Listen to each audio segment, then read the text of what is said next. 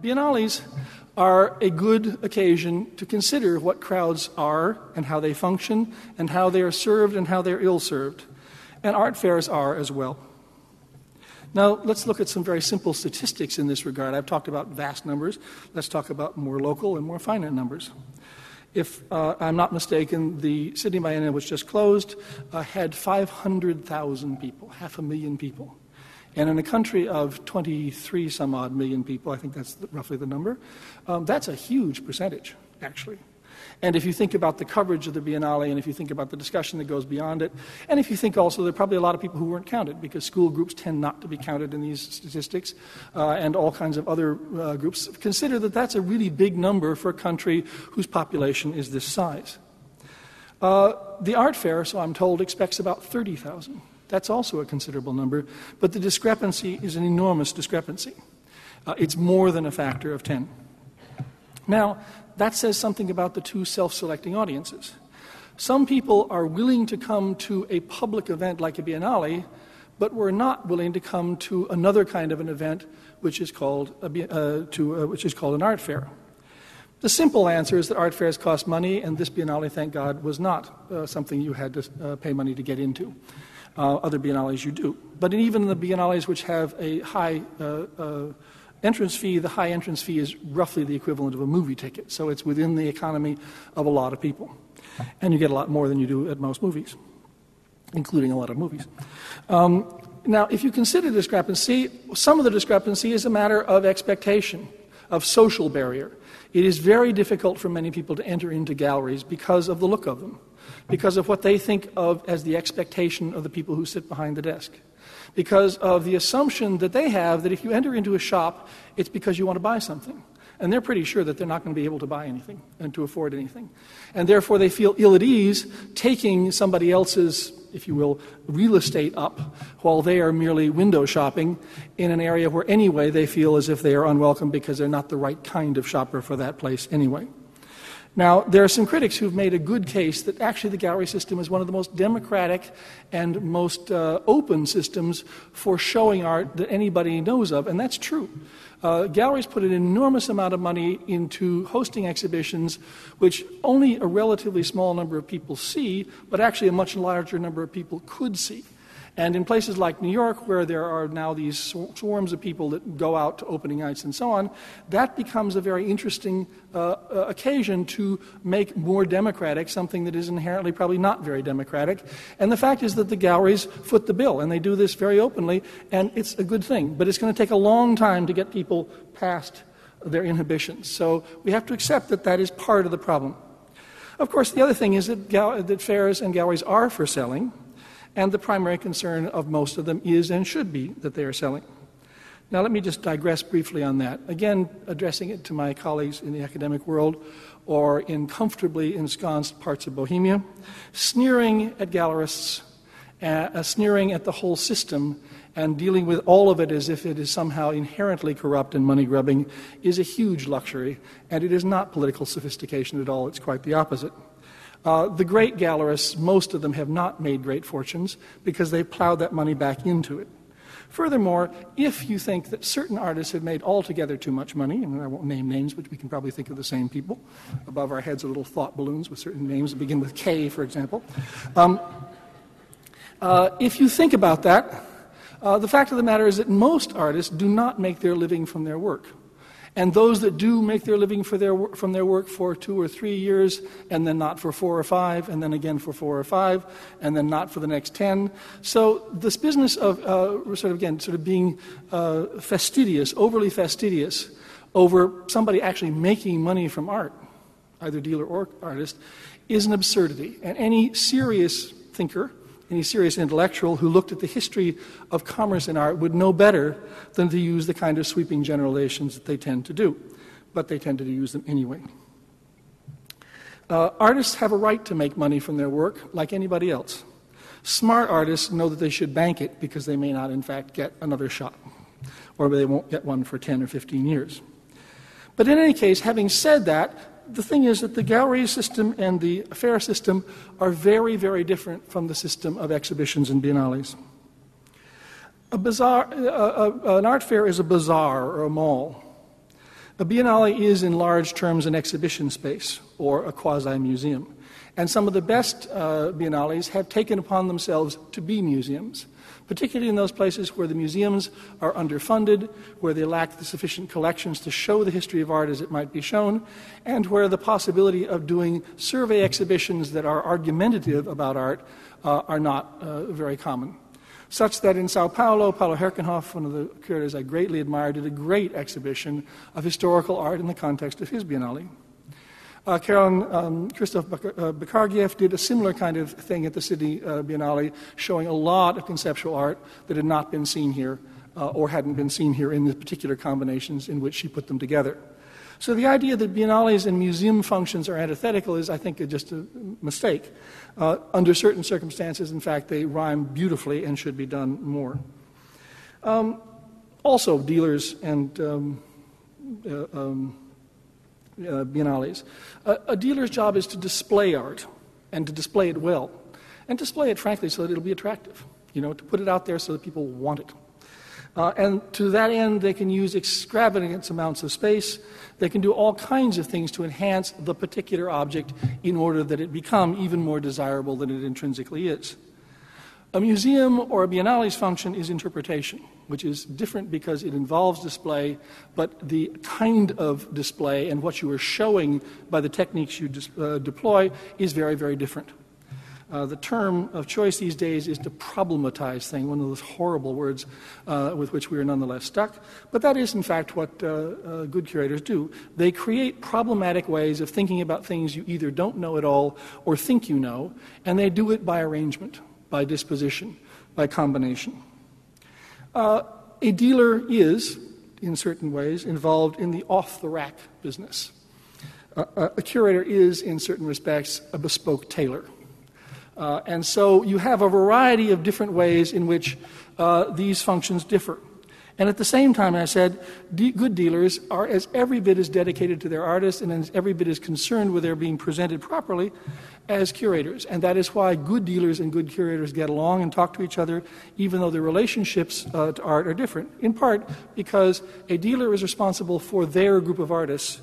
A curator is responsible for art in the aggregate. And that's a very different function. As a curator, one wants to show many things, some of them not to my taste. In other words, I have conservatisms too. There are things I don't like, but I know they're important, and I know it's important that they be shown. I think I've got about 5 more minutes or 10 more minutes, so I'll try and erase this. There is also the question of possession.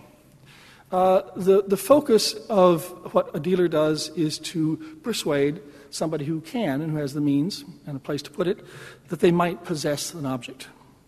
The subject of the curator is how it is that objects take possession of the viewer. If the dealer worries about moving the merchandise, curators generally worry about slowing the viewer down so that they will take it in a different way.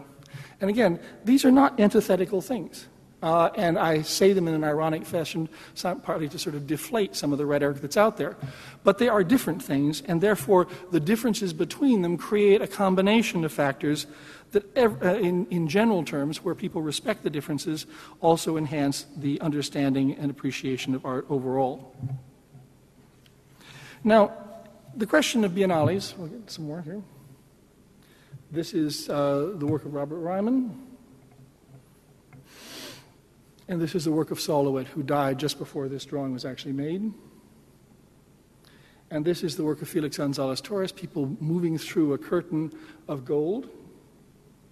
And this is people about ready to enter the curtain of gold. Now, this is another case of how, in fact, quite subversive, strange, and wonderful things can take place in contexts where people aren't expecting them.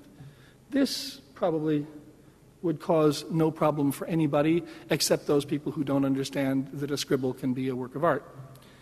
This probably doesn't cause any problem for anybody who knows what a jalousie is, who knows how nice it is to walk through a big curtain, except if they're told on the verge of going through it that the big curtain represents urine, and that along with the red curtain, which is blood, and along with other curtains which represent other bodily fluids, it is a very direct reference to the fear of the body and to the fear of bodily fluids that came with the AIDS crisis. And in this context, just the mild thing of putting a curtain in a door like this that everybody walks through, and then telling them later that they've walked through a golden shower allows them to think about things they wouldn't have thought about before in a public forum where they can think about them with somebody else. Now, as I said, this is Felix. And this is what you saw when you went through the curtain the other direction, two mirrors, directly inspired by Jean Cocteau's film of Orpheus and Eurydice. And in these two mirrors, as you can see, if you stand right dead ahead of them, you are not visible because you are in the space between the two of them. If you step to the left or to the right, you're in them. And all of a sudden, the business of mortality, which is what much of Felix's work concerned, becomes your business simply by seeing your reflection. Now, this is a very quiet thing to do. And it remains to critics to say whether it was done well or not in this particular Biennale, but I can say that in terms of the artist himself, he did it very well, because what he did was he took a mass of people, the crowd, and he created a circumstance where they had to engage with works of art which were not captioned, where the moral of the story was not written, but where immediately they felt themselves being implicated. Literally, they had to pass through the curtain. Literally, they had to see themselves or not see themselves in a mirror. And the minute that he did this, a crowd became a series of individuals. And the minute the individuals became individuals, their comfort levels with things like sexuality and different sexual preferences became directly on the surface of their experience of works of art. Felix was a genius at doing this because he didn't make art that proclaimed things. He made art that drew people in to where they began to understand that they were, in a sense, already considered. They were already anticipated. And their social identity was welcome, but it would also become increasingly transparent as they worked with the work. This is another thing thrown in. This goes along with the International. This is a work by Dmitry Gutov. And it says, "In our days, everything," marvelously misspelled, "seems pregnant with its opposite." A quote from Marx. This is the condition of art. Great art is always pregnant with its opposite. It is never unidimensional, simply with one voice, one intention, one declaration. It is the internal dialectics of art, whether they are political dialectics or psychological dialectics or poetic dialectics, that make art the thing that we pay attention to. And this is a wonderful example of a post-Soviet artist trying to understand if there is anything salvageable for Marxism, given that he knows, as well as anybody could possibly know, what a disaster Soviet communism actually was. And the wonderful gambit in all of this is that what Gutov and his group are doing is that they're rereading the original economic and philosophical manuscripts of Marx, the Hegelian Marx, that was so influential on writers of the Frankfurt School like Walter Benjamin. They're rereading them, but they're rereading them in English translation, so that they're rereading Marx distanced by not just it's not being in Russian or German, but actually being in another language entirely.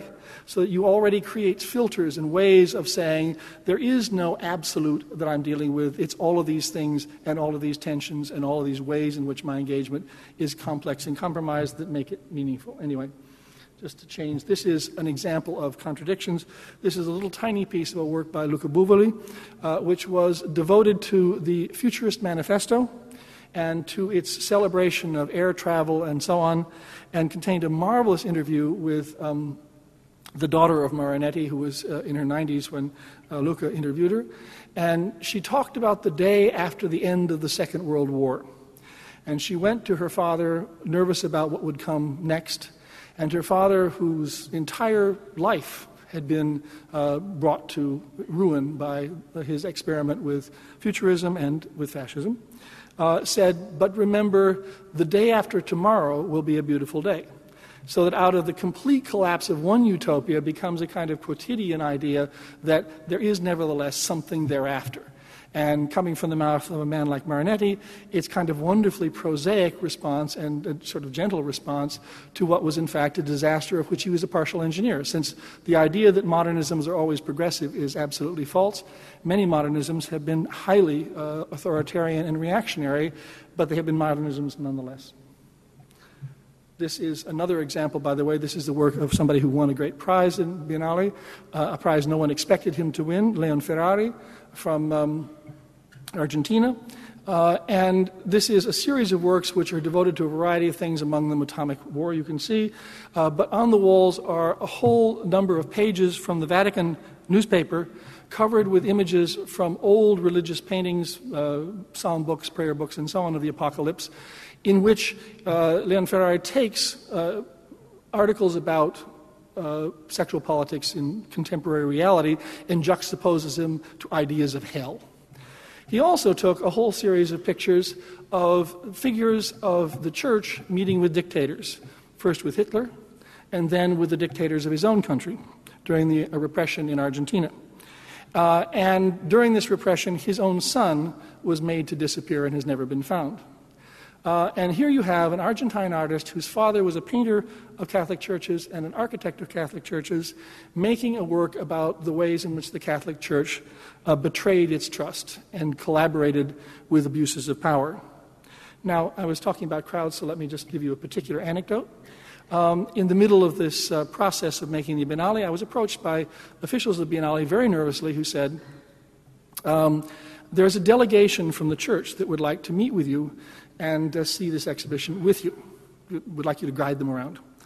And since I had no ill will towards anybody, I said, look, they should understand that I am not a believer, but I'm also not an anti-clerical anti-believer. I'd be happy to meet them, but they will get from me what they will get from me, and they will get from the art what they will get from the art. And are they sure they want to do this? At which point the emissary came back to me and said, well, the archbishop who's organized this has already seen the exhibition 6 times and really wants you to speak with a group of priests and nuns about what's in it. And it happened that the day that we met was the day that a Catholic priest in Argentina had been charged with crimes against humanity, the first time that a member of the church had been charged with crimes of humanity, when it was well known that much of the Catholic hierarchy under Videla and the dictators had been, in fact, engaged in crimes against humanity. So it was a sort of an auspicious day to have this conversation.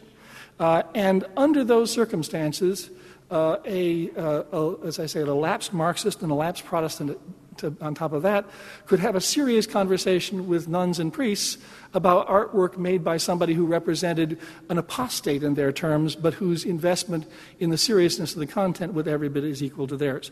They too are a part of the crowd. And one of the challenges of making exhibitions is to talk to the people who disagree with you the most, and to understand that the art is the pretext for that conversation, is very often the binder. These are some of the things that Ferrari made. Now, I'm going to hasten to do this. Biennales are an example of the kind of humongous exhibition that began to appear in the 19th century with the Universal Exhibition in Paris, with the World's Fairs, with the Crystal Palace, and again, your exhibition building here is a part of that whole enterprise. Most of these exhibitions were not art exhibitions at all. Most of them were exhibitions of empire and power. They were exhibitions of machinery, of farm equipment, of the produce of a country. They were exhibitions of its populations. Many of these exhibitions were frankly colonial exhibitions, and in many cases the colonies themselves were on display. In Paris that was very often the case. There's no way to disentangle the rise of modern art from the rise of empire. One can examine it, but scolding it from the position of the 21st century is not very useful. Understanding it better is. And understanding how the exhibition forms that we're dealing with are very much attached to that history is also very, very useful. The beginnings of these exhibitions were, in fact, motivated by civic, national, and other kinds of pride. And the Venice Biennale, as many of you may know, was originally an homage paid to the King of Italy shortly after the unification of that country. So it was a feudal present the city of Venice gave to a king before Italy became a fully parliamentary country, only then to become a fully fascist one. The contradictions of which Mr. Gutoff has pointed, towards which Mr. Gutoff pointed, are endless. And their fabric and texture and detail is what matters. The fact that there are contradictions should be no surprise to anybody, and the notion that there is any context which hasn't contradictions and acute contradictions is pure fantasy. How one works with these contradictions is really the matter at hand. Now, during the Venice Biennale's history, it has moved from being a national exhibition of Italian art with an add-ons of various and sundry countries deemed important, starting with the French Salon, to an international exhibition in which there are pavilions representing a great many countries who wish to be included. The next major Biennale was Sao Paulo, and it too had national representations. And since then, we have seen a proliferation of national biennales, but now also diminution of the national pavilion idea. But there are biennales just about everywhere you look. And there is, of course, in this proliferation, the seeds of a kind of impatience, a kind of discomfort, a sense that we are overpopulating the world with biennales, and that the biennales are all the same, and that they're awfully expensive, and why bother? I'm of the opinion that biennales are very useful, and they are a form not to be thrown away. They're a form that constantly need revision, they need careful supervision, they need to be well done, they need to hold their audience, they need to expand their audience, they need to become tools of education, but also tools of things that are not education, i.e. the pleasure of the individual viewer, or at least occasions for that. But biennales are very, very important. But much of the criticism of biennales, Charles Gaines, this is Beirut after the civil war in the 90s. But a lot of biennales now suffer partly because they are confused with art fairs. In fact, a colleague of mine at MoMA once said to me, I'll see you in the art fair in Venice, when what she meant was the biennale. The fact that there is the commercial penetration of biennales increasingly apparent and always a factor does not mean that there is no difference. There is a great deal of difference. Again, what an art fair is a gathering together of independent, if you will, selectors of art who believe and advance the cause of the artist that they choose. But the ensemble, in very few cases, has any kind of coherence to it at all. A good biennale is, again, a larger interpretive exercise in which all the same ingredients are mixed, or can be mixed, but when they are mixed in a way that should make better sense out of them. They're composed in ways that make the contrast that one wants to bring forward explicit, and also that brings forward the contrast one is less comfortable with but know to be there. Globalization is a phenomenon of markets. It is not a phenomenon of art. Coke is a world global brand. Coke has a department that carefully repackages it and adjusts the formula for what's in the bottle according to the country. I had a wonderful conversation with a man who worked for Coke for many years, and this was his task. Which kinds of red work in India and which kinds don't? Some reds you want to avoid because of their connotations. How sweet should Coke be here as opposed to there? Coke is a global brand that has 1,000 guises in order to be a global brand. It is an inconsistent thing in order to be a consistent trademark. Art is something that should, in fact, not change its form adaptively in quite this way, or at least not unless it's the specific project of the artist to do so, to raise questions about this phenomenon. Art should, in fact, be different in different places, should be different in contrast with different things. Art should be the occasion to think about what is not the same, not dependable, not predictable, not what you want necessarily, but something that you will find that you develop an interest and engagement with.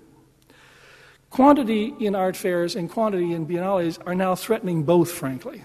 I dread going to Basel. I enjoyed coming to this fair, partly because I was actually able to see something, partly because I was actually able to find the loneliness in the multitude that Baudelaire talks about. It helps not to come from this town. I'm sure it's more difficult for you all. But in any case, the idea of going into a crowd scene and looking at things at your own pace is fine. It's great. And going to the Biennale the same way in Sydney, which is a Biennale where you can actually move and you can actually find things. You can actually be in a room with a work of art as much or more than you were in a room with a crowd.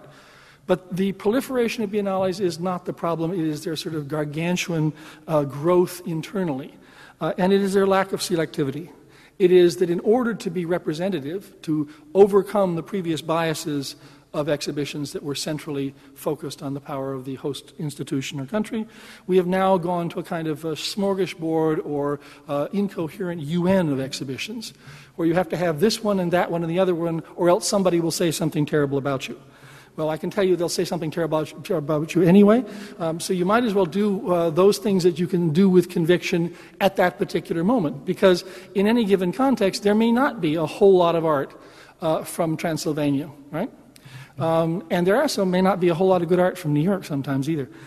So you can change the proportions, you can change the things that are in it. You don't have to make representation some kind of statistical phenomenon. But I will end here with a couple more images. This is work by an Israeli artist, Tamar Ganihar. This is the work by Christian Kapoor. I just wanted to find it. This is part of the installation that he did, which involved also the marvelous erasure of a magazine. And he has a piece now on Gertrude Street, which is the same, only different. And so it's an ongoing project. In any case, one has this problem of too many biennales done too much the same way, but I don't think, frankly, too many biennales. I think we have a problem with too many curators doing too many biennales and not enough curators doing one or two. I think that the diversity and the diversification of biennales is what we should aim at, and more people should have a shot at doing them, and they should be more different place to place than they are now. This also means that dealers should ease up a little bit sometimes and not try and persuade the next curator that they just simply have to have something, but rather also wait for the curator to make their move, to come and look, to make selections, and then work out a negotiating relationship with those things that they wish. The public's paranoia about the dominance of certain galleries is in part well-founded. And it is not the fault of the galleries that they are so powerful, that they have such good artists, that they're so persuasive. It may be the fault of curators that they yield too easily to those pressures. But in any case, it doesn't suit anybody very well if that becomes the way in which people look at it. When they read the Biennale not in terms of selections of artists, but selections of power institutions in the market. That doesn't help at all. Recently, an American gallery was announced as the curator of a national pavilion in Venice. It happens that it's a gallery where I know all the principals. Many of the artists I've worked with come from there, and I groaned when I heard this, because it is bad for them as well as bad for everybody else involved.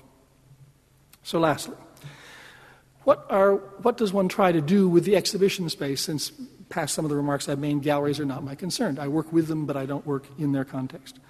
What museums and exhibitions do is to provide an experience of art. Galleries and the internet and magazines provide information, but the primary concern of biennales is not information, but rather, as I say, experience. It is the occasion where people who have fed themselves on information, who've read the magazines, who've gone to the internet, who've Googled this and that, who go to the galleries regularly, can actually see more than they would ever see by the gallery system, and see with a kind of intensity that they're unlikely to see in most art fair situations. To be able to have an experience of the uniqueness of that work in a particular time and place.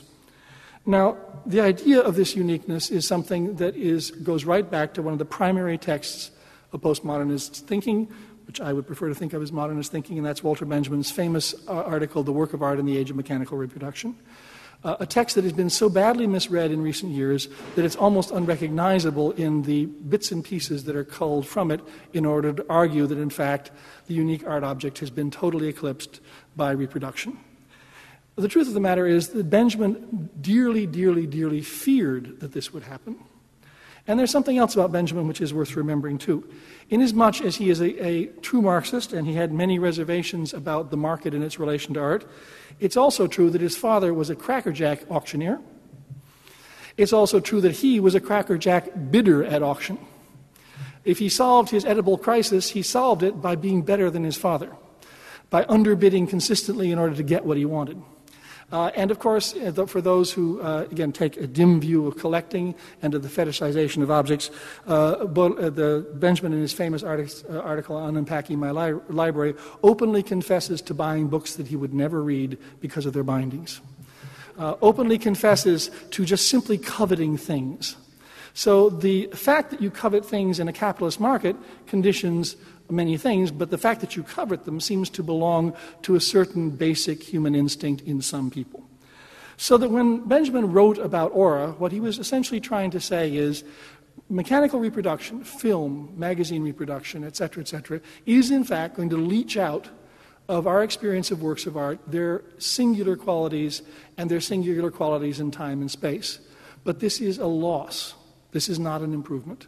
It is not that we have dissipated the sort of nimbus, the golden nimbus of art that is threatening to consume art. It is that we have now put ourselves in a position where it's almost impossible to understand oneself as a singular identity, maybe with a complex nature, certainly with a complex nature, but as a singular identity in the face of a singular object at a particular moment in time, at a particular place in the world, and at a particular time in history.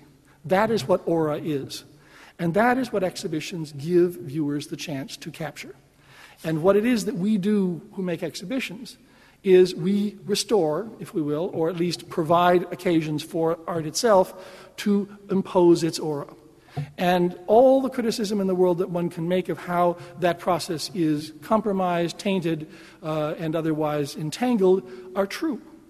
On the other hand, as we know, most of us, if we admit it, when we are in the presence of such an object in our own skin, when we are the alone in the multitude type, and we are alone with that other thing, stuff happens that happens no place else. Thank you.